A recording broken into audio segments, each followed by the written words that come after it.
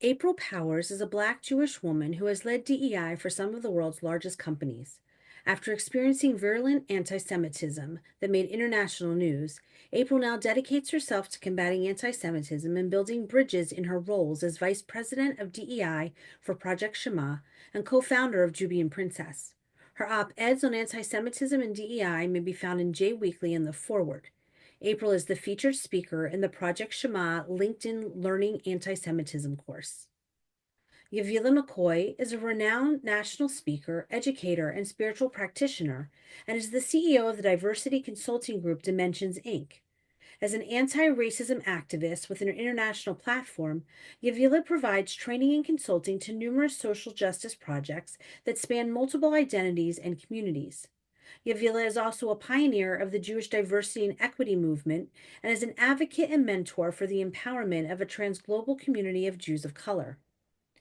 Eric K. Ward is a nationally recognized expert on the relationship between authoritarian movements, hate violence, and preserving inclusive democracy. He is the recipient of the 2021 Civil Courage Prize, the first American in the award's 21-year history. Throughout his career, Eric has worked with community groups, government and business leaders, and human rights advocates, and philanthropy. He currently serves as Executive Vice President of Race Forward. Eric is a Moment Institute Senior Fellow and co-hosts Moment's Wide River Project.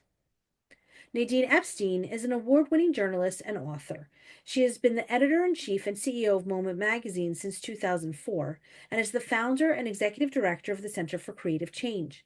Nadine's most recent book is RBG's Brave and Brilliant Women, 33 Jewish Women to Inspire Everyone, which she wrote in collaboration with the late Supreme Court Justice Ruth Bader Ginsburg. Nadine is also co-host of Moment's Wide River Project. Please welcome April Powers, Yavilah McCoy, Eric K. Ward, and Nadine Epstein. Hi, thank you, everyone. Welcome to the Wide River Project. In light of all that's happened in the last 24 hours regarding DEI in the federal government, we decided to slightly refocus today's conversation and discuss DEI a little more broadly. Because there's so much to dive into, we're going to be planning a second conversation in the future to talk more specifically about DEI at universities. Diversity, equity, and inclusion, or DEI, is a lightning rod for controversy. Once it was seen as a tool for addressing systemic inequities. Today, it's under attack from many directions. And in the last 36 hours, President Trump has issued executive orders dismantling federal DEI programs, intensifying these debates. So DEI is, like many things, more complex than it's being portrayed. And today we're going to explore it from the perspective of the Black-Jewish relationship, which is our mission at the Wide River Project. Some Jewish voices have been arguing that DEI fosters anti-Semitism, while many Black leaders have been viewing these attacks as part of a broader rollback of civil rights. Thanks, Nadine, and it's great to be here with you today. In the past 72 hours, you're exactly right. President Trump has issued sweeping executive orders aimed at dismantling DEI initiatives across the federal government and the private sector. And these orders not only eliminate DEI programs within federal agencies, but they also revoke executive orders that were landmark directives from 1965 that required federal contractors to not discriminate based off of not only race, but also religion, right? Sex, sexual orientation, and national origin.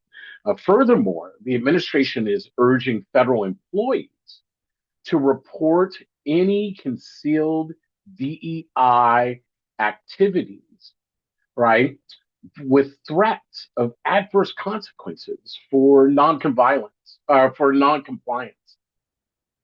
I think these actions represent a profound shift in federal policy, effectively rolling back decades of progress in promoting equal opportunity and combating discrimination. By targeting DEI, the administration is undermining efforts to address systemic inequalities that affect both Black and Jewish communities. The tension around DEI, though, isn't new. It has been under attack since its inception. I think about the broader attacks on civil rights, such as the 1978 Bakke case. The Supreme Court ruled against race-based quotas while upholding affirmative action. This marked the start of a backlash, framing equity and non-discriminatory programs, ironically, as discriminatory, a theme that persists in cases like the 2023 Supreme Court decision striking down affirmative action in higher education. Today, DEI is considered a wedge issue, ironically, dividing Black and Jewish communities, communities that have historically worked together to uphold and defend civil rights. The atmosphere has grown so toxic, right, that some in the Jewish community ponder, why are Black leaders harboring and defending anti-Semitic sentiments? Meanwhile, some Black leaders are now wondering, why are Jewish voices and leaders participating in attacks on civil rights? To complicate this even a little bit further, we now also need to ask, are these narratives being manipulated to divide Black and Jewish communities? And can we afford to let that happen? The costs of these divisions are profound. For Jewish communities, being seen as complicit in attacks on civil rights, it's eroded trust with some Black leaders. For Black communities, anti-Semitism is seen as distracting from the fight against systemic racism. For both groups, this wedge is undermining our shared ability to push back against white nationalism and authoritarianism. Today, we're going to unpack these dynamics while also exploring DEI's potential to bridge divides, its flaws that need addressing, and the broader context of these attacks. Eric, could you introduce our guest, please? We are really thrilled to welcome two extraordinary leaders. Yavilah McCoy, who is the CEO of Dimensions Educational Consulting, and a pioneer and real leader in advancing racial justice within civil society, including Jewish spaces. And also April Powers, one of the national experts, vice president of DEI at Project Shema, and is a global advocate for addressing anti-Semitism and other forms of discrimination. I want to set the stage, April. DEI, diversity, equity, inclusion, emerged from the civil rights movement as part of a framework to challenge systemic discrimination, not only in race, but religion, disability, age. Why was it seen as so threatening from the start? And how does history shape today's debate? And to begin with, how do we even understand or define what DEI is? So that's a multi-part question with a multi-part answer. I hope I can. As you said, I'm going to plant seeds, not deep roots. I wanted to bifurcate something. We have DEI, diversity, equity, inclusion, belonging, civility, anti-racism, and accessibility and allyship. We have expanded that definition, and I'll get into that. And affirmative action, which I believe was just canceled yesterday by the Trump administration. Did they roll that back? So affirmative action in the 60s was put out there to right the wrongs, and because we could say we have all these rights, we could say anything, but people still were not getting hired and promoted at the rate that we exist in society.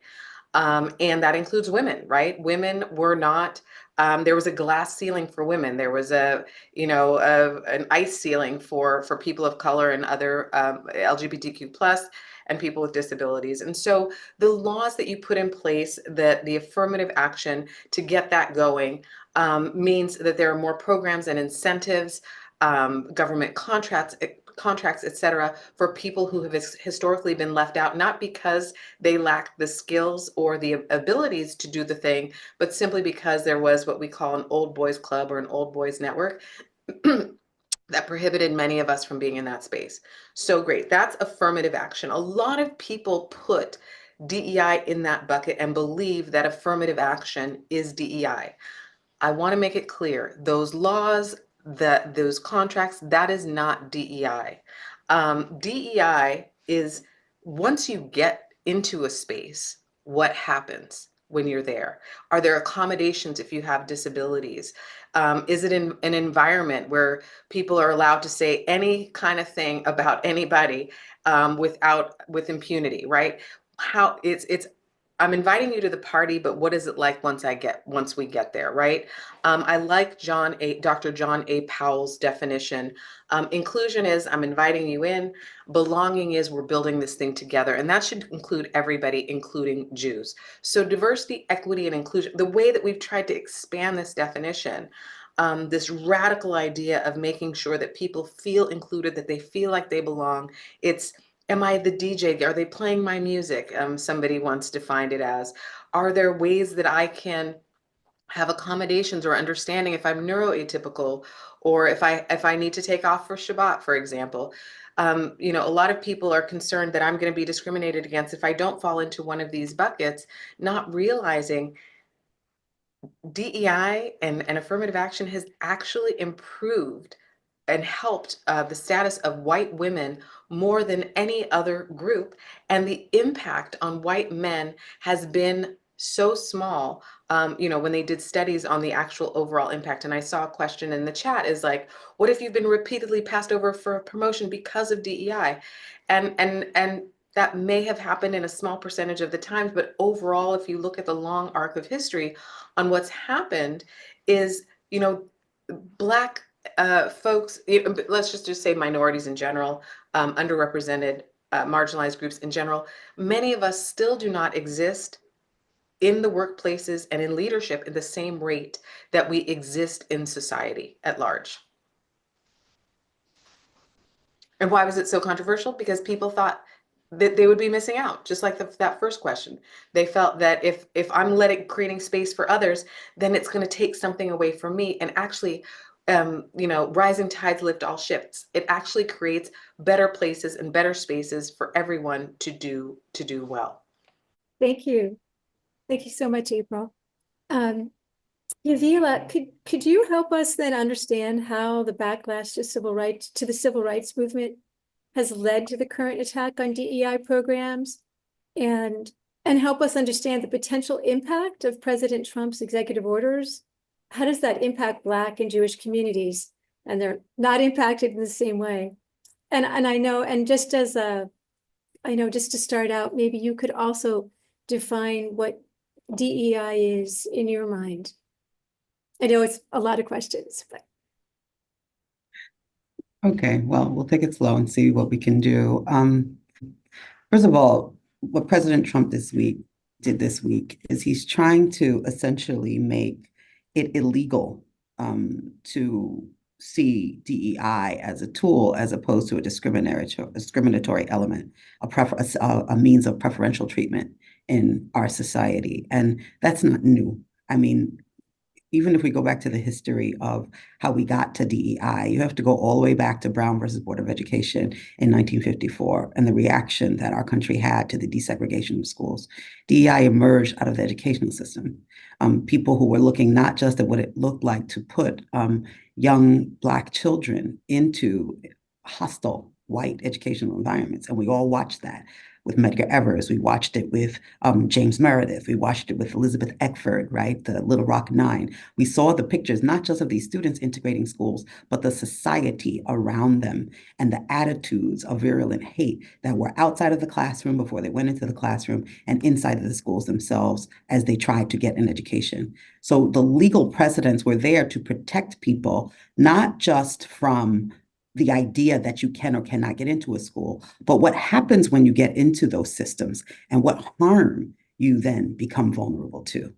And DEI then started to evolve so that people could become accountable for the attitudes that have been baked into our society that give us slurs, that give us epithets, that give us graffiti, that eventually give us destruction of property, violence, and that give us genocide. And if our systems are creating a tolerant atmosphere for those things to flourish, then we are participating in violence being perpetrated in society.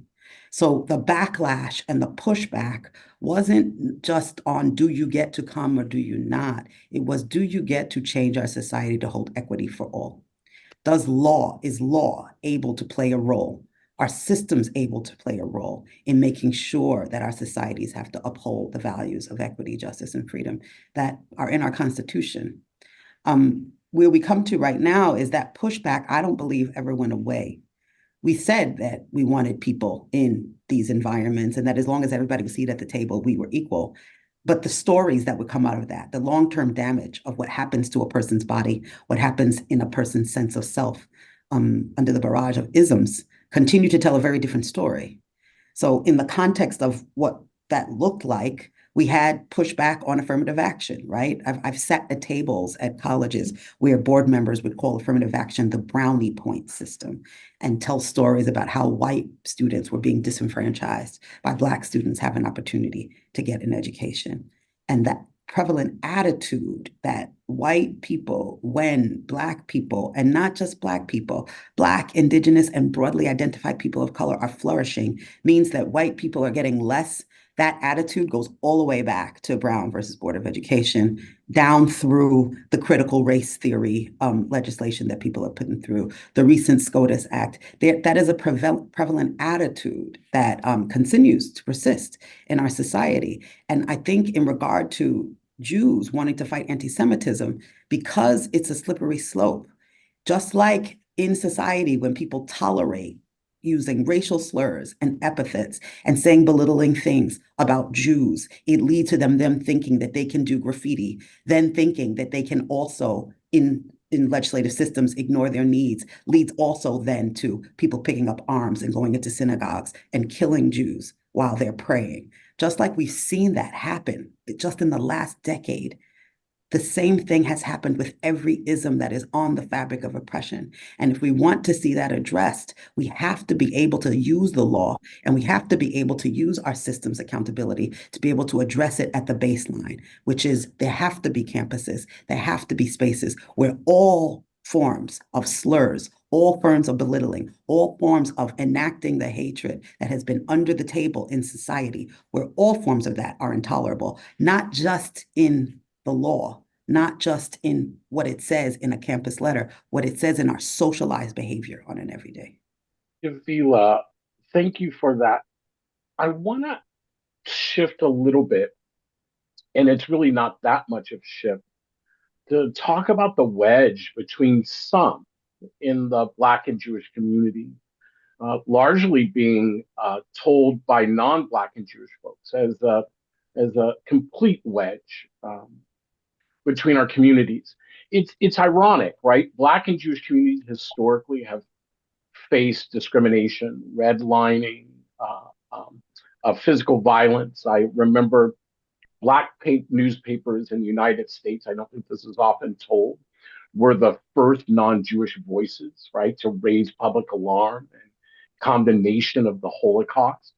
Black and Jewish leaders, right, marched together and fought and won the 1965 Immigration and Nationality Act, a direct response to systemic anti-Semitism, right? The 1965 Voting Rights Act, and of course, the Civil Rights Act of 1964. Some Black and Jewish leaders and communities organized together, right, to secure protections against hate violence. They spoke out against the indiscriminate and disproportionate killing of unarmed Black Americans by law enforcement. But today, when I open the papers, again, largely non-Black and Jewish newspapers, they seem to be being used as a narrative. DEI pitting Black and Jewish communities against each other in this type of toxic moment. What are the steps of navigating that?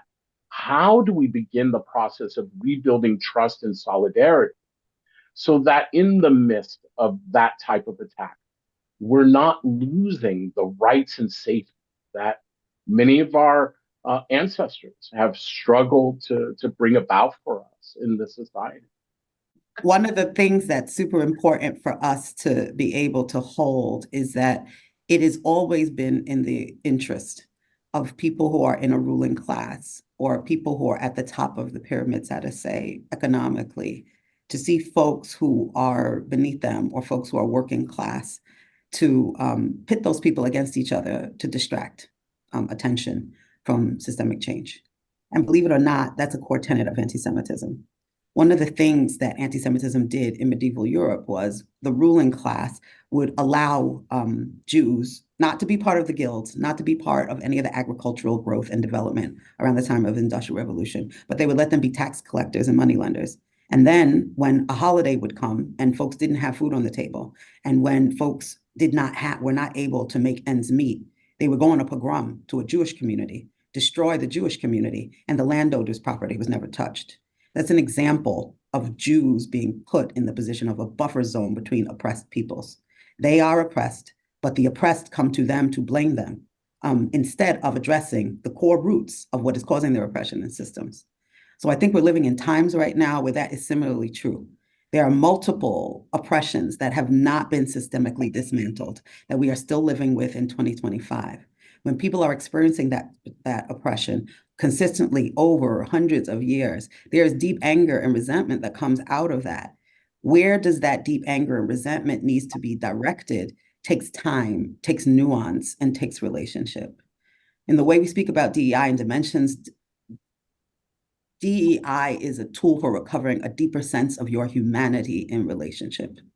When Jews were decrying anti-Semitism in this country, in the United States, it began with things like the B'nai B'rith. It began with things like the Anti-Defamation League. But when they were talking about those things, they were talking about the defamation of all people. They were talking about humanity. And the reason why they were talking about humanity is because we had just experienced at the turn of the century, not just the deepest lynching of Black Americans in the South, not that huge wave of terrorism that the KKK brought into the Jim Crow South, but also the lynching of Jewish bodies. The Leo Frank trial, which was the first lynching of a white Jewish man in Atlanta, was because a white Jewish man had the nerve to come down into Atlanta, open a factory when white men at that time of a lower class, working class status could not find jobs. And so before the man could be trialed, before the man could be exonerated, they took him out of the jail and lynched him on a tree and said, "This will be your fate." The repercussions of that were that Jews learned the lesson that many minorities learn, which is that to be free and to experience liberty in the US is a conditional situation. It can be taken from you. It can be removed. So therefore, your assimilation is required. Your assimilation toward whiteness, your adoption often of oppressive mechanism is required in order for you to survive. That old lesson, that old story from the very last time we went through this Reconstruction era where the ugly face of white supremacy showed itself must be present in our lessons today, because I believe that is what's pitting our communities against each other. When you see a community that has thrived in the face of its oppression, what will come often is resentment, when what should come is collaboration, partnership, and understanding of how we too can experience the same equity. In the context of what's happening right now, of Black and Jewish communities being pitted against each other, people have deep grievances about the differences in the way we've moved through systems.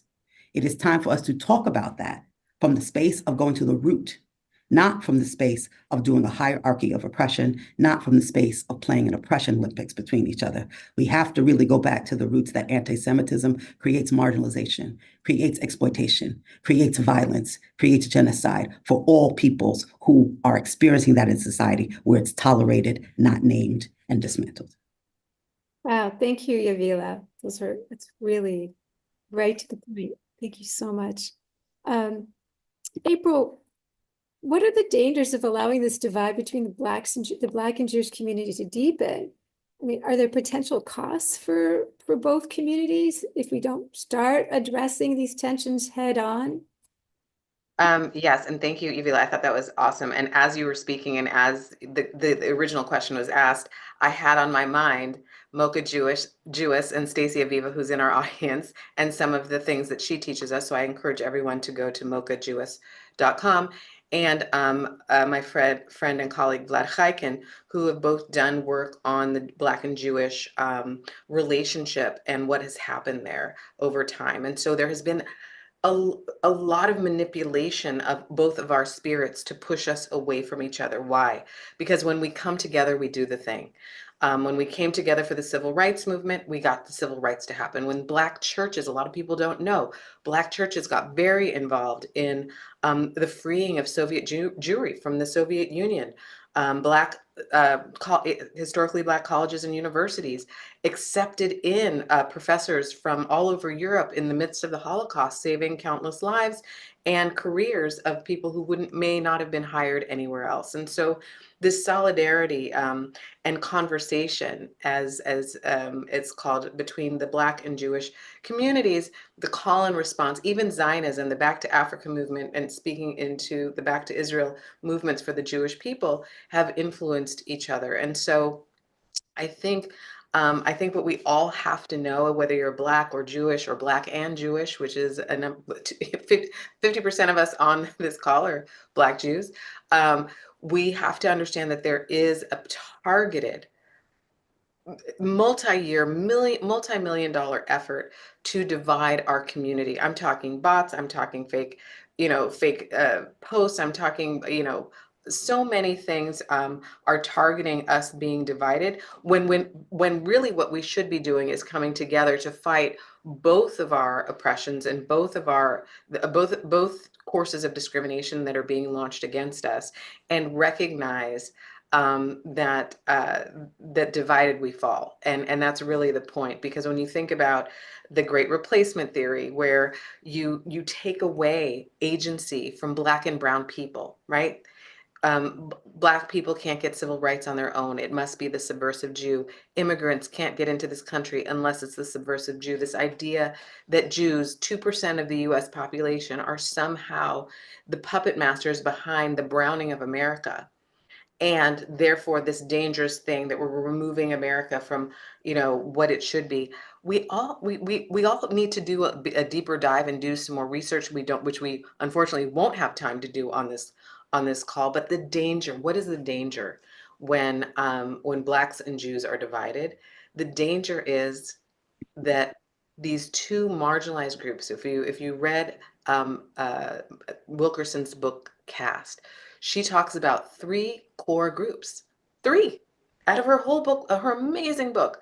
She talks about Black Americans and the enslavement of Black bodies, the Dalit, which is unfortunately called the untouchables in India, and Jews, as being these castes that she could identify as having historic marginalization. And we have two, well, some Dalits live here in the US, but two out of those three groups have unified and bonded and created such massive change in this country. It would be so harmful, and created people, right? Like I say, I'm the product of civil rights, right? Like this unification, I'm an embodiment of the unification of Black and Jewish people. It would harm our democracy. It would harm what we know is discrimination. It would harm laws, because I think both of us are very creative, because we've been discriminated against, because we've experienced oppression, because we have that in our epigenetic experience and trauma. We have this unique capacity for empathy and understanding for marginalized groups. And on my Jewish side, I have the Jewish values of Tikkun Olam. On the Black side, I have a deep understanding of the trauma of racism, and particularly anti-Black racism, which in this country is a horrific thing to experience. But if we are divided even further, I think the creativity and beauty that we the opportunity that we have in this country to be the best that we can be will be lost. Thank you, Iqbal. But one of the things that we've been seeing right now is that, and this is really a core problem, and which is one reason we're having this conversation today, is that DEI often failed to address anti-Semitism as a form of racism. And I'm wondering, how do we ensure Jewish concerns are included? How do we end the false notion that it undercuts broader equity goals? I'm going to have a quick answer, and then Yavilah, I'm going to invite you to say something. I was a global head of DEI. I have run DEI for some of the largest companies in the world. I am a little name blind. I was a recruiter. I hired people based on their skills. I don't look, and so I diversified the accounting department at Nestle USA and did a number of other things. And they were like, "Come head up DEI," and I said, "No, I don't believe you're all about that life, and I don't know anything about it. So I'm not a good person to do this." And they said to me, "We will get you the best training. Please go do this." So they got me the best training. I don't think that's what happened. If I'm being honest, for a lot of DEI practitioners, I think there are, no offense to anyone who's in DEI right now, but especially after scary moments like George Floyd and, pivotal moments, people just, they said, because of your identity, you're going to do this work. And so I think a number of DEI programs are being run by people who have not done the deep dive, the work, and the necessary, um, understanding of John A. Powell's definition of belonging is this thing we build for everybody. And so I do believe that DEI is the place where we can talk about anti-Semitism, where we can talk about differences and intersectionality if we do it right. But I myself, as a global head of DEI, had not done that until May of 2021. And I posted about I posted about anti-Semitism for the first time in my career because Jews were being beaten on the streets of my town, Los Angeles, New York, wherever, because of a war that was happening in Israel. Similar things are happening now. A preschool was just burned down in Australia a couple days ago with a swastika put outside. So I posted this thing, and the backlash was immediate. I was told, "You're not black, you're a white supremacist Talmudic Jew C word, and you deserve to die." And so does the FBI got involved. It made Newsweek 3 times. It was a whirlwind for me, really. And then at the end, I realized I sort of did these religious accommodation things, but I myself, as a Black Jewish woman, had not appropriately integrated anti-Semitism education or Jewish identity or even Jewish cultural ERGs into my own practice, which is why I'm not mad at folks who don't, but I'm here to do the thing. I'm here to teach DEI professionals who look at this as an actual profession to integrate Jewish identity and anti-Semitism understanding into their practices. There's a free class on LinkedIn if anybody wants to see that. It's on my LinkedIn. But there is a definite need to help folks who are in this work understand it better. And I will say the smartest DEI professionals I've met, the people who, as we call it, a craft, who are deep professionals who are in a state of continuous learning, have been working with me. Yavilah, you're probably experiencing the same thing, that they are coming with cultural humility and grace and including and asking for more. Like, I have a few clients who are just like, "Great, we did this training. What are we doing next? What are we doing next?" Because they see that there's been such a gap in integrating Jewish identity into their DEI practices. But it is the only place at work where else that we can actually talk about anti-Semitism. And what we've learned from a number of studies is that the courses at the workplace is one of the most trusted institutions. Folks are not going to get this anywhere else. And so for those of you who say eliminate DEI, then what do we do about anti-Semitism? Where do we get that education? Who is going to give it? Because it is not going to be this government, unfortunately, I'm guessing. And it's not, if you don't understand Jewish identity or anti-Semitism, it's quite complicated. It's and lasting thousands of years, which means it's part of the air that we breathe, right? Then we do have to sort of lean on diversity, equity, inclusion, and belonging to get those courses and to get that understanding integrated. I think that is very helpful in thinking about this. I've often wrestled over the last few years with the critiques of DEI. Not that it is undeserving, it is deserving of critique, just like anything, but there's a different tone to it. And I've often said, it's interesting. We have critiques of the US medical system and its flaws and its malpractices. But we rarely respond to those critiques by saying we need to completely end the medicine and a medical system in the United States. What we typically try to do is to critique and try to put solutions. And with DEI, though, it feels a little bit different. There's a different type of tone in terms of the attacks on it. And I'm curious, both Yavilah and April, I want to say, what lessons can we learn from DEI's missteps? And how do we ensure that addressing those issues strengthen equity and inclusion and diversity in practices and policies rather than undermining it? What are the key ingredients? And Yavila, I'll turn to you first, and then April, ask you to pick that up as well.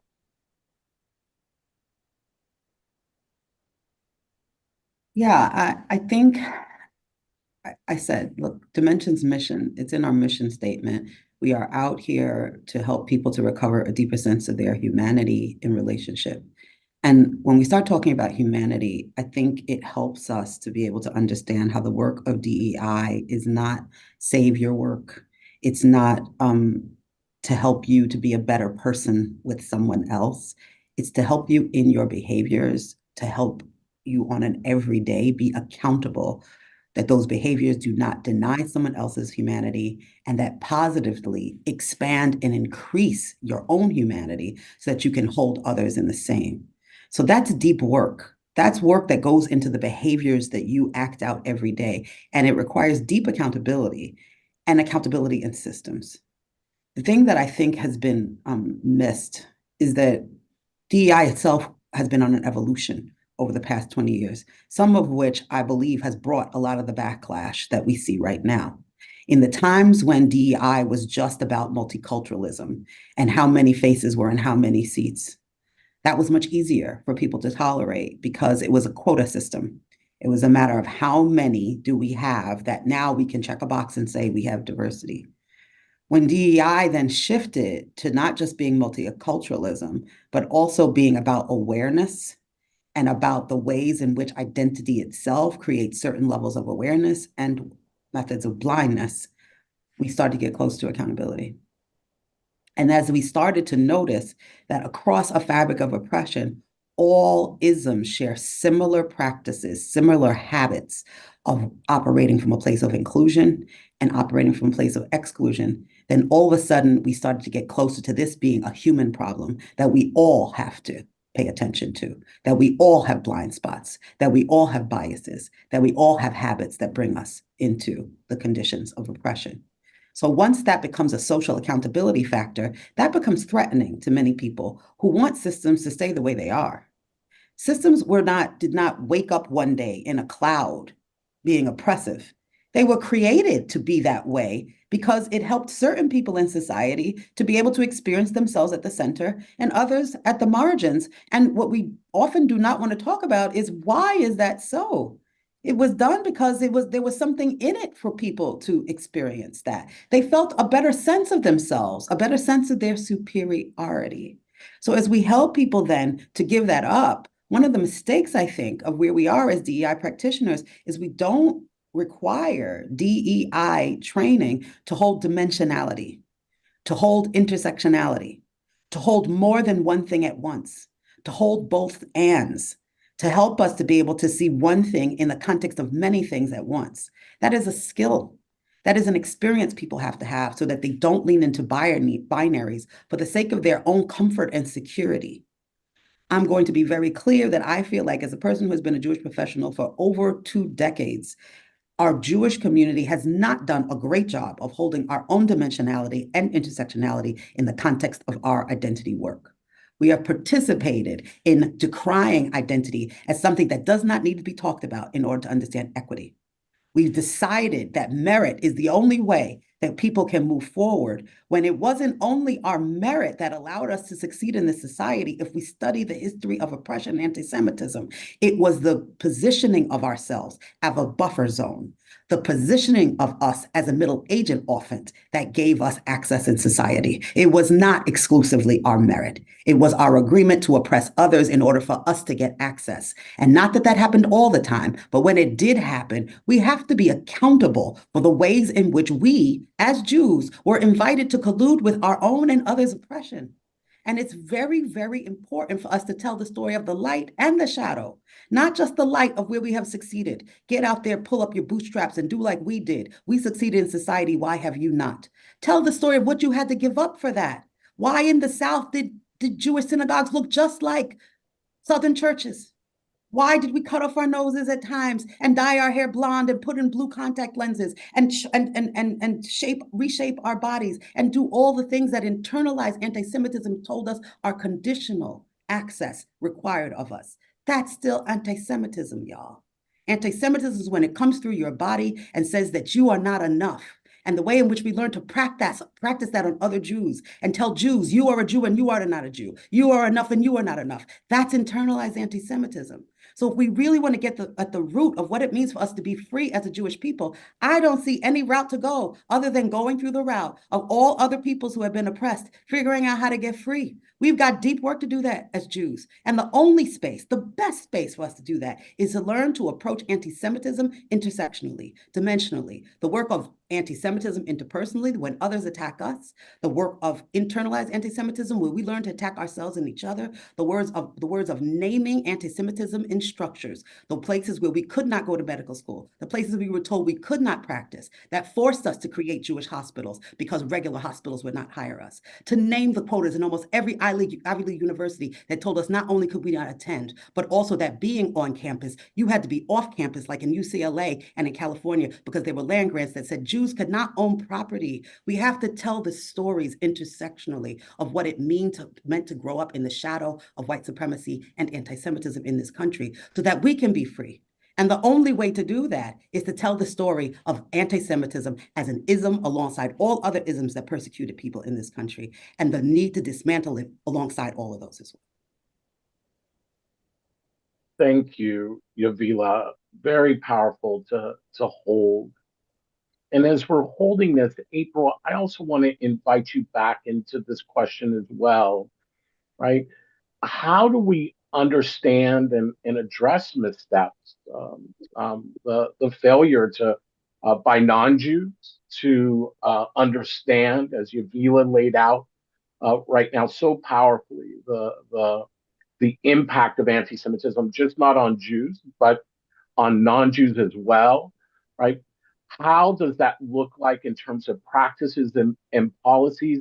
Help us understand, is there something else except maintaining DEI as it has existed, or completely getting rid of it as some people are calling for, and as the Trump administration has laid out this week? What is another way forward? Help us to imagine that.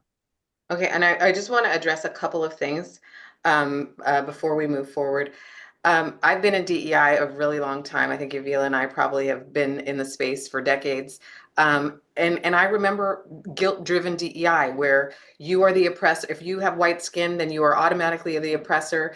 And people left those sessions feeling awful about themselves, right? Like, and somehow we evolved from that into just, empathy and belonging and civility and some of these other things. And then now we're going back to the guilt-driven DEI. We've seen these evolutions time and time again, and we're back in a place where people are feeling bad about themselves. Why?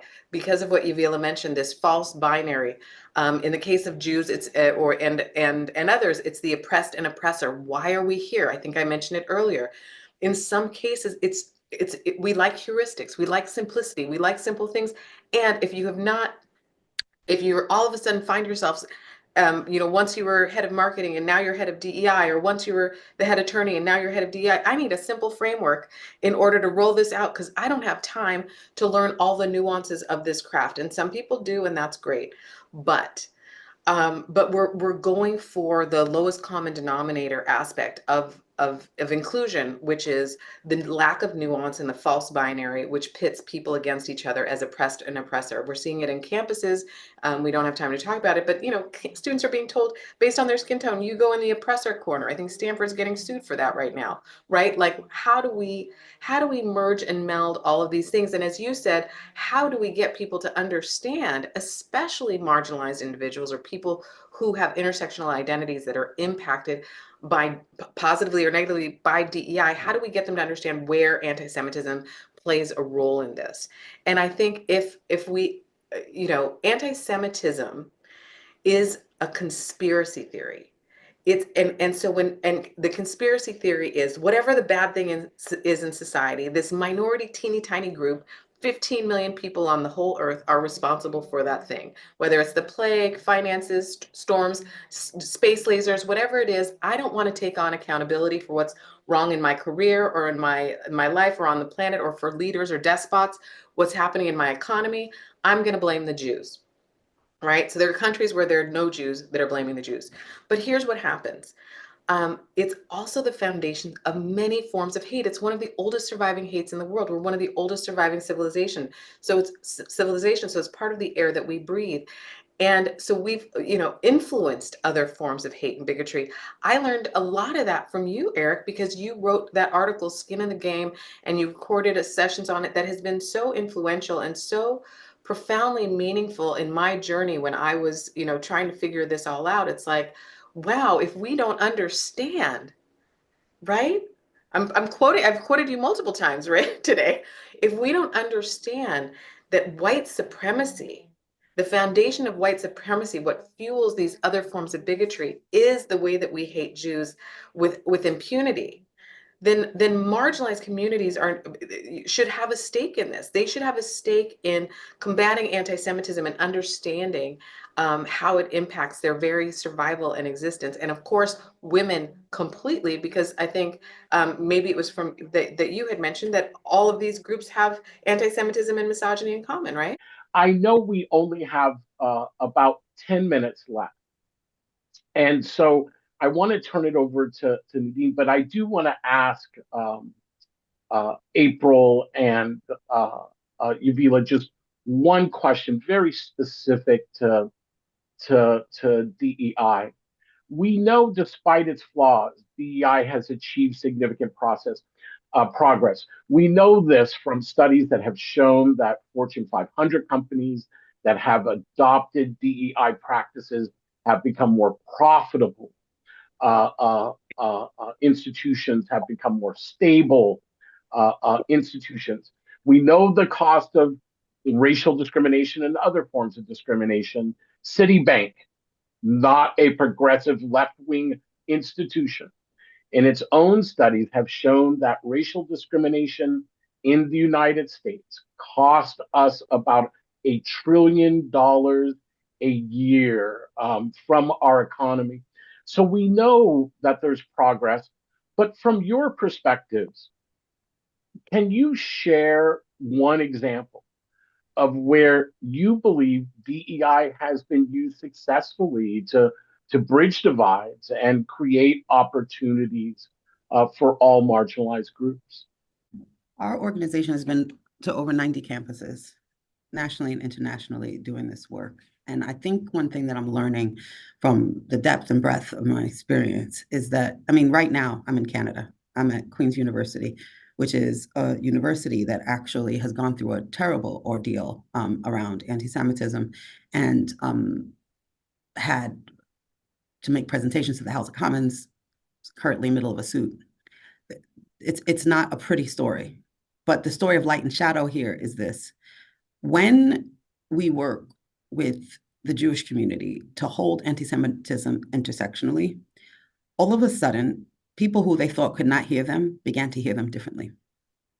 The stories that I'm telling you and being able to talk about anti-Semitism intersectionally as something that affects my mind, as something that affects my embodied experience here at a university, as something that affects my ability to walk around structures that were created under Christian hegemonic ideals, to be in front of a 6-foot Jesus as part of my general education, to walk past statues of bishops as part of my general education, like to be able to talk about structural anti-Semitism, to be able to talk about institutional anti-Semitism, not just interpersonal anti-Semitism, to be able to relate anti-Semitism across many dimensions of the way it impacts a human body, allowed folks to hear them differently and not like take a paintbrush and make this a one issue matter, but to seek ways to integrate it into the ways that they have been dealing with equity already and made commitments to equity already in various ways.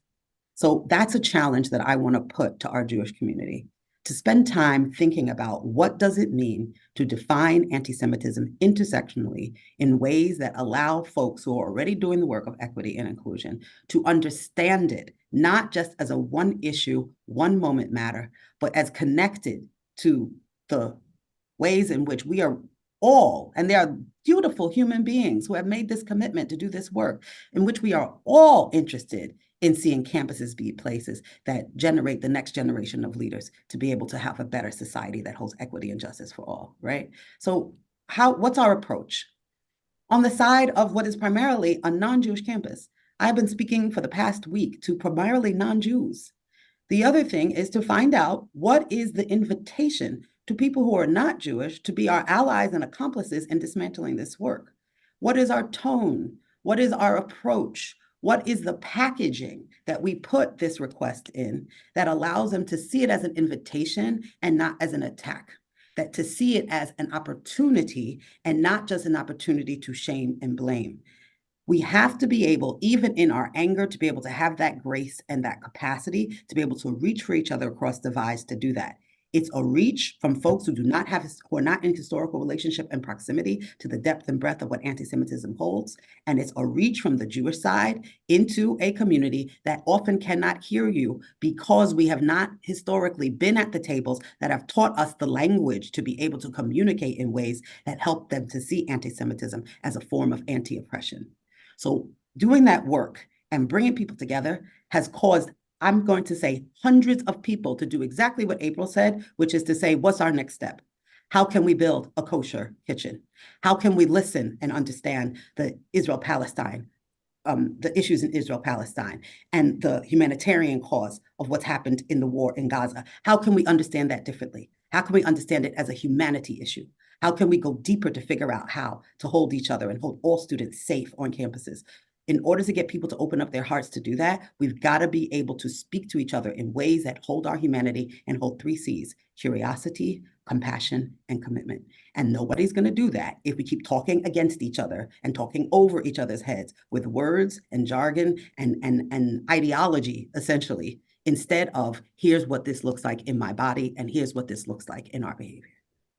Thank you, Yavilah. We have to start wrap up, and I wanted to ask April,